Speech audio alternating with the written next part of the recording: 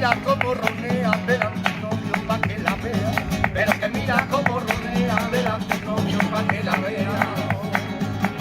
Píntate los labios con el color de la suerte. Hey girls, we only have 20 minutes for school. Come on down for breakfast. My wife Carrie and I had dreamed of moving abroad again as a family. Back when our daughters were 3 and 5 years old, we spent 17 months in Ecuador in South America. It was one of the best experiences of our lives. But fast forward to 2022, our kids are 11 and 9 years old and growing up fast. We knew that if we didn't make another trip happen soon, the opportunity could slip away from us. You probably guessed where the story goes. We've now begun a 12-month trip abroad. We're living in Granada, a beautiful, historic city in the south of Spain. For now, we're settling in and practicing our Spanish skills at a local language school. Soon, our kids will begin their regular school year at a local elementary school. We're all a bit nervous and excited, but that's why we're here. To grow, to learn, to experience a new culture, and to meet new people. But in order for this trip to happen, there's one practical challenge we had to solve, and that's housing. Our basic housing strategy was to rent the house that we own in the United States and then find a house or an apartment to rent in Spain.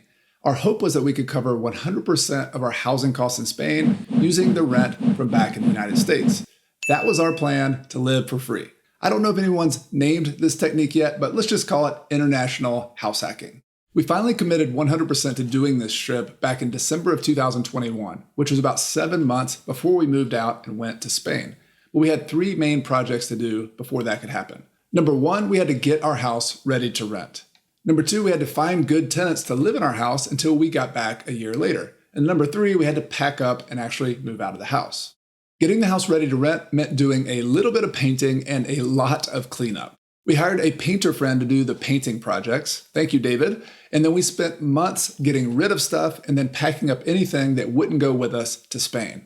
Because we decided to rent our house mostly furnished, we luckily didn't have to pack up a lot of big stuff. So it was mainly toys and books and personal items. And we also had a lot of space in our basement, so we didn't have to put it all in a third-party storage unit.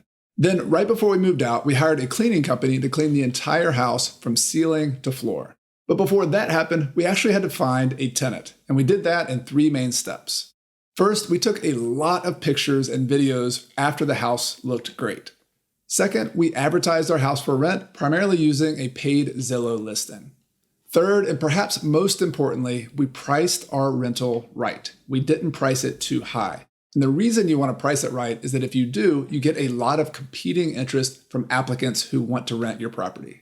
Fortunately for us, the process worked very well. We had a lot of interest from people who wanted to rent the house. And within 1 week, we had received and approved an application from an amazing couple who agreed to start renting the house in the middle of July, which was right about the time we wanted to leave for Spain. Now, I want to say there's a lot more that goes into finding and screening for good tenants for your rental property that I really don't have time to go into here. But if you're interested in learning more, I have a great interview with someone named Pam Storm, where she goes into all the best practices of how to do that. I'll have a link below in the video description and also a link above me here. We agreed on a rent with our tenant of $1,825 per month, which included $25 of pet rent. And their total security deposit and pet deposit, which in our case is refundable, was $2,700. We also agreed to leave our internet in place and just raise the rent a little bit to cover our costs of $63 per month. So our tenant's total monthly payment would be $1,888 per month. But you probably know that the total rent that you receive isn't what you actually get to keep as a landlord. You also have expenses. A couple of years ago, we paid off the debt or the mortgage on our house. So fortunately, we don't have a mortgage payment, which is usually the biggest expense when you rent a house. But we do have the internet bill of $63 per month, as I said before. We also have to pay property taxes, which in our case is $940 per year or around $80 per month. We also have to pay insurance, which is about $1,300 per year or $110 per month. And then I'll add another $150 per month for potential maintenance expenses that could happen while we're renting out the house. So when you subtract all of those expenses from the rent payment that we'll collect, we'll have a total of $1,485 left over each month that we can use to help us pay for our housing in Spain.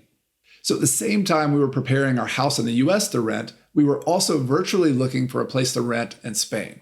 But I don't want to get ahead of ourselves yet, because before we could actually find a property to live in, we had to decide where in Spain we actually wanted to live. We initially considered a city called Santiago de Compostela, which is in the northwestern part of Spain in a region known as Galicia. Santiago is the final stop on the famous Camino de Santiago, which is a pilgrimage route across the entire northern part of Spain. Most importantly to us, it was also home to some of our good friends who used to live near us in South Carolina. But we ultimately decided to live in Granada, a city in southern Spain. We loved Granada because it had an interesting culture and history, and because it had much sunnier and milder winters. So with our city picked, we still had to decide where within Granada we wanted to live. It's a city with more than 200,000 people with a lot of different neighborhoods. Our priorities were that we wanted a walkable neighborhood that would make it easy to live without having a car, and we also wanted to be close to our children's school. We would have preferred to visit Granada in person because that's the best way to really get a feel for a neighborhood and also to tour potential rentals that we're looking at. But our schedules unfortunately didn't allow for a quick trip over to Spain, and we were also a little pressed for time. So we decided to hire a third party to help us find a rental property and to do the tours for us. The person we picked to help us is Christine from OurYearInSpain.com. Christine is also a local resident of Granada, so she could basically be our leasing agent and tell us the positives and the negatives of the different parts of town. She also gave us a list of several rental units that she knew were available. This virtual housing search in Spain happened in early March of 2022, which was about a month before we put our house on the market in the US. We had to choose a house relatively quickly, number one, because there was a lot of competition from other potential renters. Number two, we also wanted to register our kids for school, which was happening later that month. And in order to do that in a local public school, we had to prove that we lived there by having a lease. So we narrowed down our choice to one particular house that we really liked. The house we chose is in a neighborhood called the Albaicin, which is a historic and culturally significant part of Granada. We had visited the Albaicin many years ago on a visit to Spain, and we loved the vibe of the place, and we just loved the layout, the small, walkable streets, the little plazas with little cafes and restaurants, and it just felt like a good place for us to live. The house itself was big enough for us to live in. It had 3 bedrooms and 2 baths, and it had features that we appreciated. It had a rooftop terrace with a view of the city and the mountains behind it. It came fully furnished, and it even had a tuned piano, which was really nice for us because we have a daughter who plays the piano.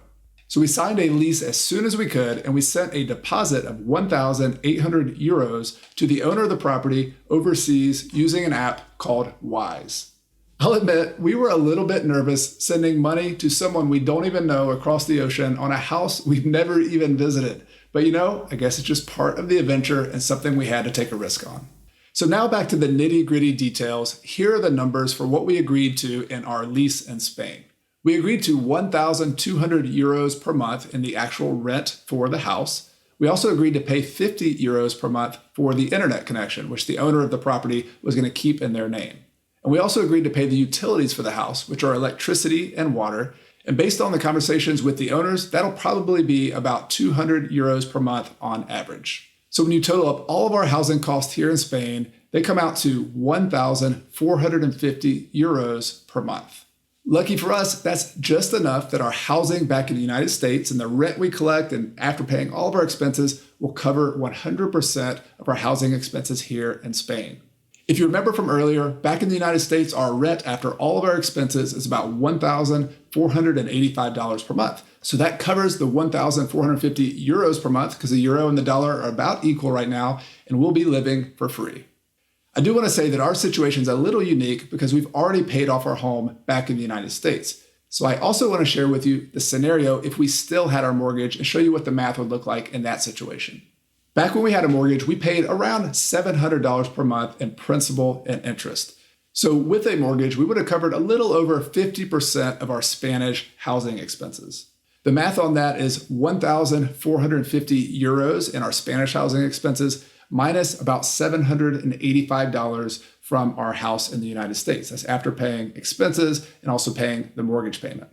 So we'd have about $665 left over that we'd have to pay out of pocket from other sources.